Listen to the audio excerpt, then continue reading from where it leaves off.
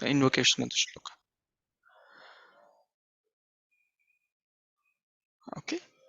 Om Ajnanatimirandasya Jnananjana Chakshurunmilitam Yena Tasmai Shri Gurave Namaha Nama Om Vishnupadaya Krishna Preshtaya Bhutale Srimate Bhaktivedanta Swaminiti Namine Namaste Saraswate Devi Gauravani Pracharine Nirvisesha Shunyavadi Paschatya Deshatarine Jai Shri Krishna Chaitanya Prabhu Nityananda Shri Advaita Gadadara Srivasadi Gaura Bhakta Hare Krishna, Krishna Krishna, Hare Hare, Hare Rama, Rama Rama, Hare Hare. Okay, we are going to start a new chapter today, chapter 11, the universal form. So let's move on to the first shloka, Prabhu. We'll then get to the recap. So we'll be doing the shloka 1. Arjuna Vacha Mad Anugrahaya Paramam Guhyam Adhyatma Sammitam Yatvayoktam Vachastena Mohoyam Vigato Mama. Arjuna said, by my hearing the instructions you have kindly given me about these most confidential spiritual subjects, my illusion has now been dispelled. Thank you, Prabhu. You can stop the screen sharing.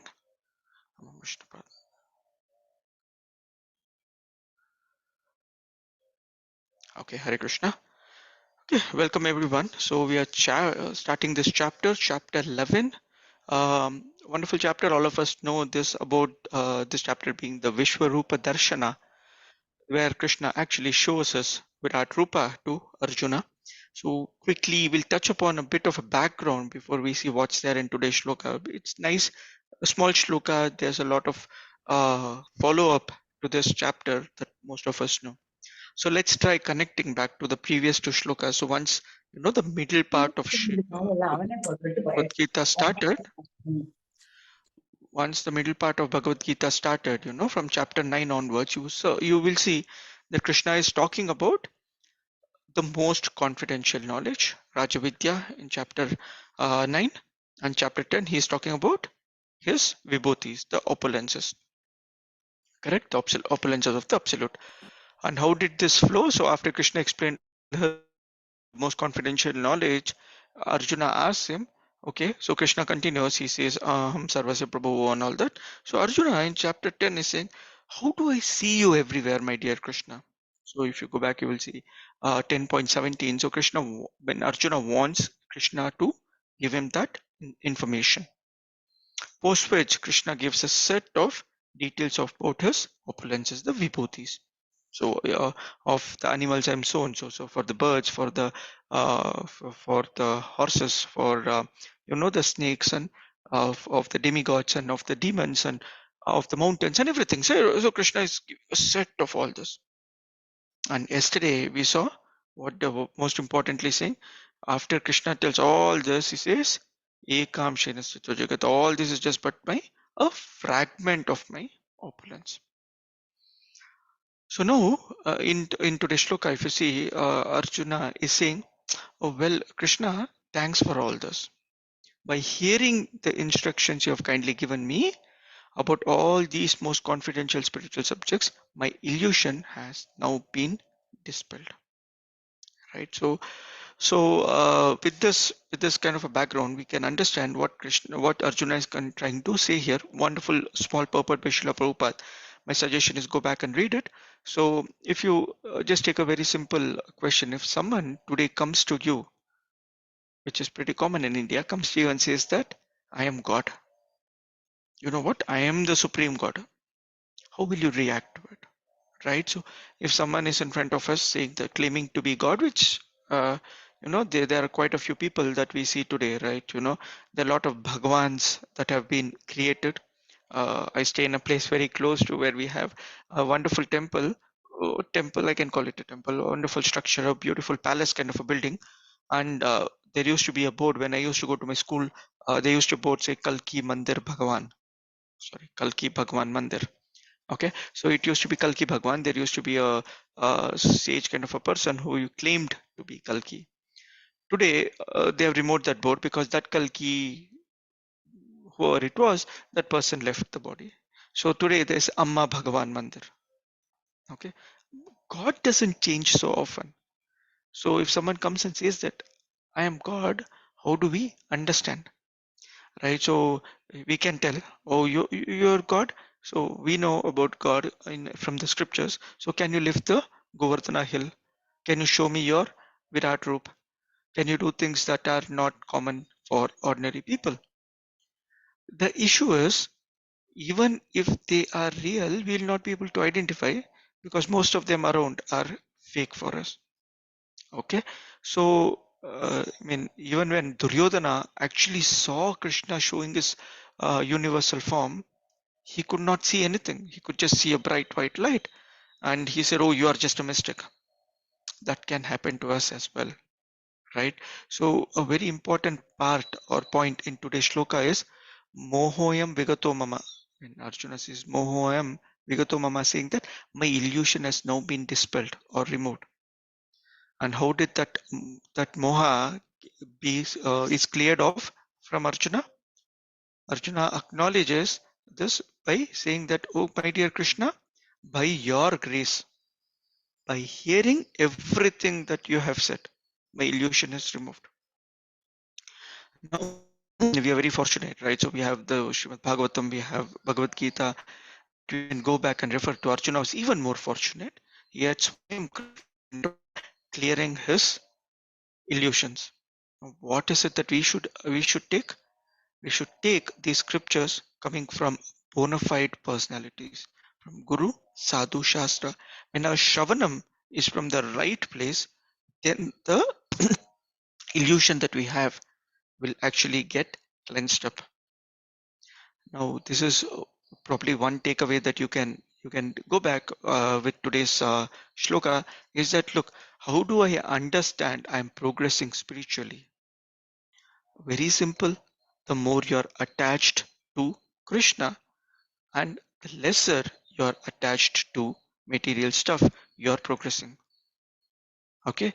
There is no one else who needs to be a judge saying that you're progressing or not. It's very simple. It's we ourselves, right? By hearing, we automatically become attached to a certain thing.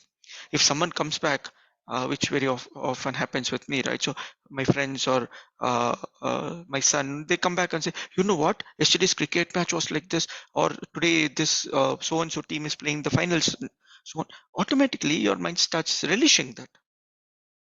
You start looking at it. अच्छा आज थोड़ी देर के लिए cricket देखेंगे. At least I'll see the scorecard of what happened yesterday. Someone hit 4 sixes in an over. Automatically you start relishing that. The more you relish on the material side, that means your material attachment is not left you. And the same thing when it transferred to Krishna.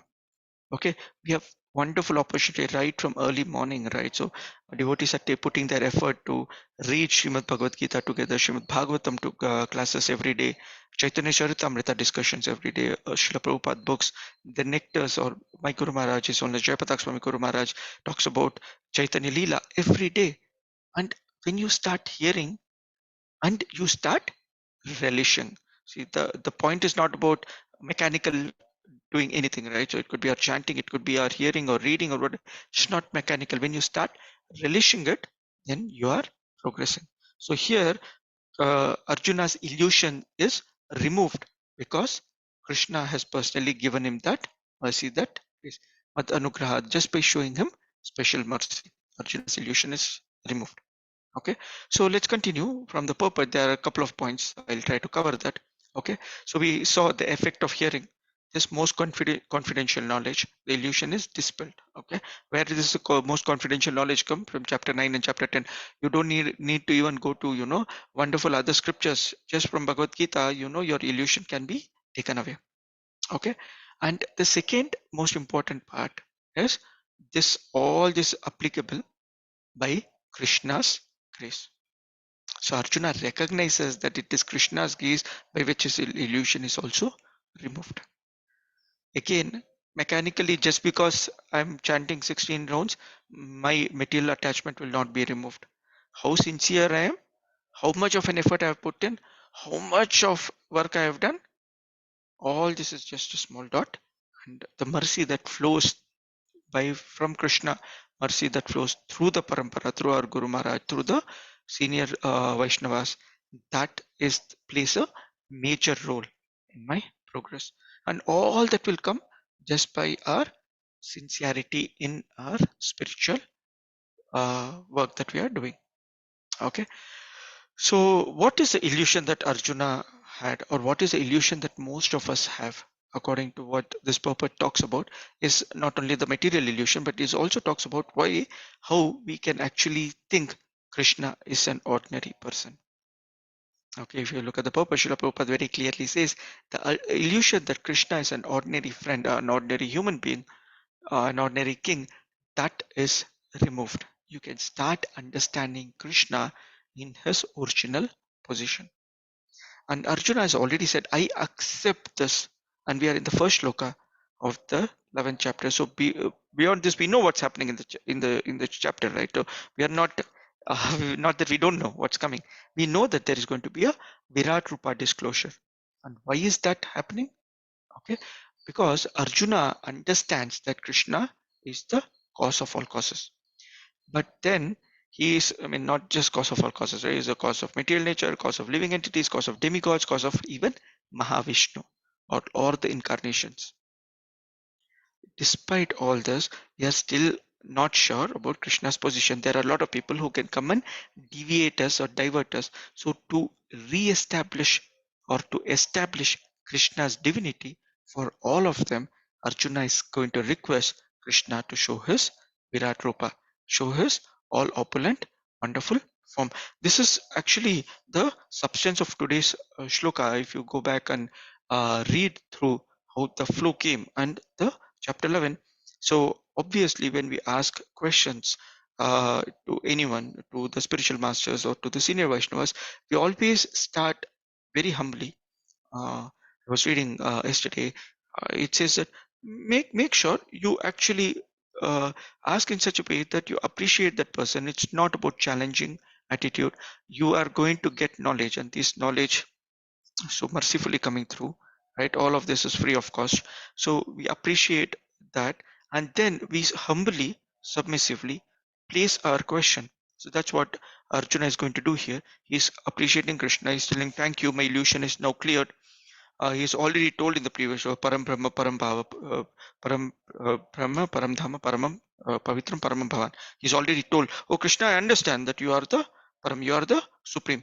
And despite all that, I still have a little bit of request from you. What is it? You've shown me your opulences, you've shown me your vibhutis, you've told about yourself earlier as well. I mean, from the taste of water, what all you can see, you can relate back to Krishna.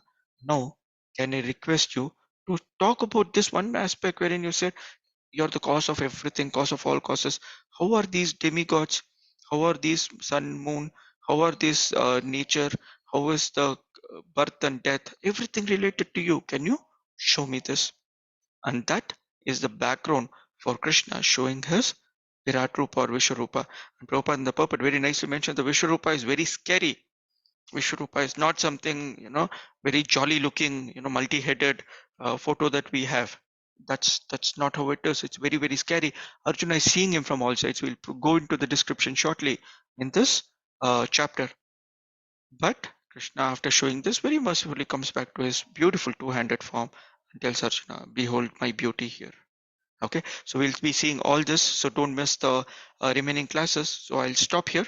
Anyone has any comments, questions, please go ahead.